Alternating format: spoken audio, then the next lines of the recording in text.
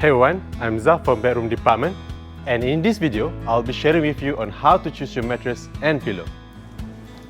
The variety in spring shapes offer a variety of options for individuals with specific requirements, such as those with back pains or other problems.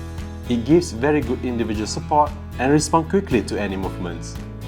When two people sit or lay on the mattress, each one is not hugely impacted by the other's movements. Many materials within latex mattresses are natural, derived from rubber trees.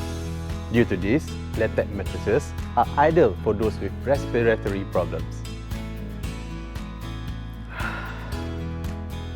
These mattresses adapt to the shape of one's body to provide added support and comfort.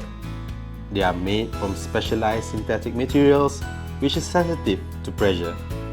Let's talk about pillows. Having enough sleep is important for healthy life.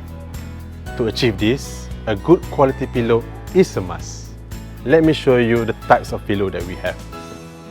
They take the form of a person's head, allowing for great support and comfort. Foam pillows are not very breathable and therefore retains heat.